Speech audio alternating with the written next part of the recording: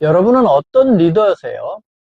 미용실도 나 외에 한 명, 두 명, 세 명 누군가가 있다라고 한다라고 하면 리더를 해야 됩니다.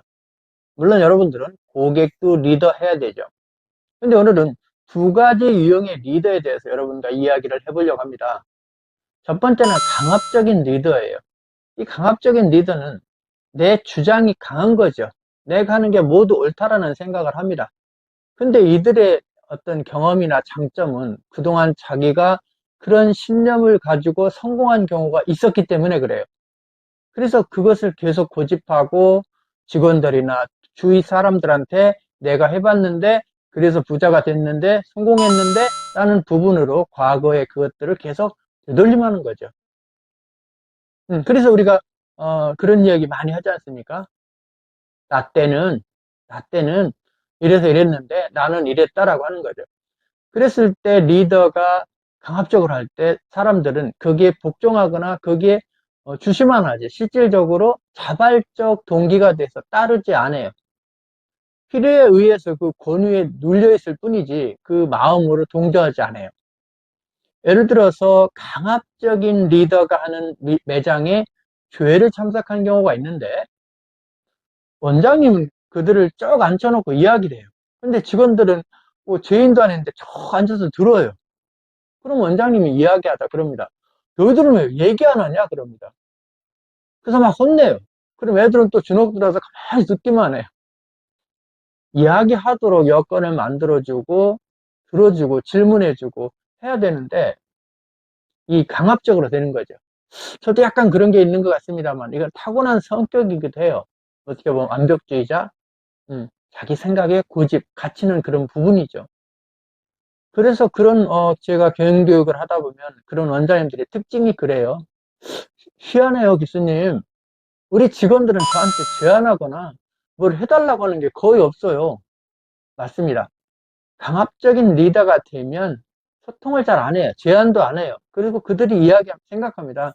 에이, 뭐 해달라고 해도 안 할 건데 라는 생각을 하게 돼 있어요. 그래서 어떤 부분에 대해서는 혼자 모든 걸 하게 되고 혼자 완벽하고 혼자서 고생하고 나중에는 내가 돈 벌어서 직원들 봉급 주는 즉 봉급 주는 리더가 되는 경우가 의외로 많다라는 거죠. 물론 이런 때 어떤 방법이 없는 건 아닙니다. 내가 강압적인 리더가 될 때는 중간 관리자를 좀 유연한 사람을 두어서 포용하고 안아주도록 하는 거죠. 그러니까 집안에 완고한 아버님이 있고 자유로운 엄마가 있어서 조율하는 것과 똑같습니다. 그래서 이런 경우는 직원을 좀 많이 두고 중간 관리자가 포용하면 그런 대로 괜찮을 수도 있습니다. 그렇지 않고는 평생을 자기가 옳고 강압적으로 하게 되죠. 물론 이런 분들이 특징이 있습니다. 손님한테 너무 잘하고 매출도 잘합니다. 왜? 손님한테 강압적으로 하는 건 한계가 있기 때문에 그래요. 그래서 혹시 이 방송을 듣는 여러분들이 내가 너무 강압적이라는 생각이 들으면 그 성격이 어디 좋고 나쁘고 그 문제보다 내 성격이 그렇구나라고 깨우치고 그러면 말끝을 조금 느리면서 그랬어요. 그 다음에 질문을 해주면 상대가 저분이 유연하구나 공격하지 않는다고 생각해요. 이런 분들은 단적으로 이야기를 잘라서 하기 때문에 저거 해 그러니까 의외로 상대들은 상처를 받고 그게 일종의 저항을 하게 되죠. 그럼 너는 내 말을 왜 안 듣냐라고 해서 반복적으로 그런 일이 벌어질 수 있기 때문에 그렇습니다. 두 번째는 강한 리더의 반대인 나약한 리더입니다. 이들의 특징은 자기가 힘이 없어서 직원들한테 잘해주면서 자기는 직원들한테 잘해준다고 생각해요. 그러면서 마음 한 구석에서는 일종의 리더이면서도 피해의식을 갖는 거죠. 그럼 이런 분들은 그렇게 이야기합니다. 잘해줘도 소용없어. 잘해줘봐야. 일종의 그것들이 피해의식으로 발현되는 거예요.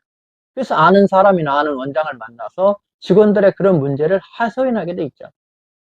그래서 이런 분들은 물론 내적으로 내면적으로 무진 여리고 착하신 분입니다. 그러나 조직이라는 걸 이끌어갈 때는 좀 강인해야 되는데 그런 부분이 나약해요.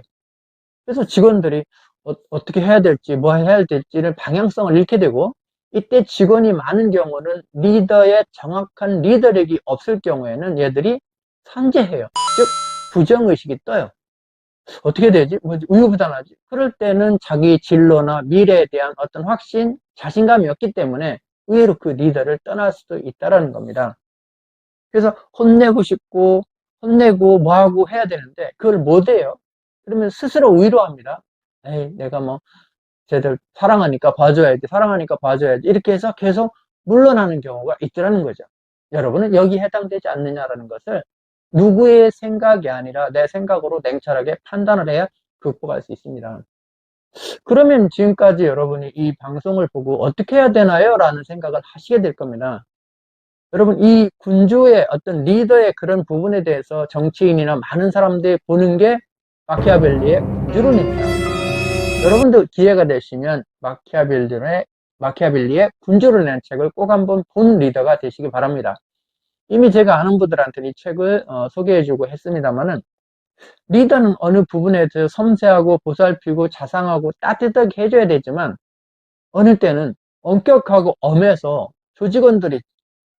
직원들이 약간 두려움도 있어야 된다는 거예요. 그래서 어떻게 보면 양립돼야 되는 거죠. 그래야 리더로서의 권위가 생기고 따르게 되는 거죠. 특히 나약한 직원들이나 집단은 강한 리더를 더 따르려고 하는 습성도 있다는 겁니다. 불확실하면 자기 미래에 대한 확신이 없기 때문에 강한 리더를 선호하게 한다는 겁니다. 그래서 여러분들이 정리하면 일상적인 생활이나 이런 부분에서 유연하면서도 어떤 조직의 목표나 이런 부분에 대해서는 단호하게, 그리고 직원들이 뭔가 잘못하고 잘못되는 방향을 갈 때는 직원을 위해서 단호한 카리스마 리더로서의 역할을 해준다라고 하면 여러분이 성공적인 리더가 될 겁니다. 이 리더십이 정립이 안 되면 경영이라는 부분이 어려워요. 그래서 이 경영의 핵심적인 부분은 조직원들을 끄는 리더다. 그러기 위해서는 내 스스로의 셀프 리더십, 내 스스로를 컨트롤하고 나의 마음을 심적으로 정립하는 것이 중요합니다. 그래서 여러분들이 많은 책을 보고 또 저런 이런 공부를 하면서 어떤 자기 자아관, 자기 이미지를 확립해서 훌륭한 리더가 되셔서 훌륭한 미용실 경영을 하시기 바랍니다. 자, 오늘 강의가 여러분한테 도움이 됐으면 좋아요, 구독 부탁드립니다. 늘 건강하시고 행복하시기 바랍니다. 감사합니다.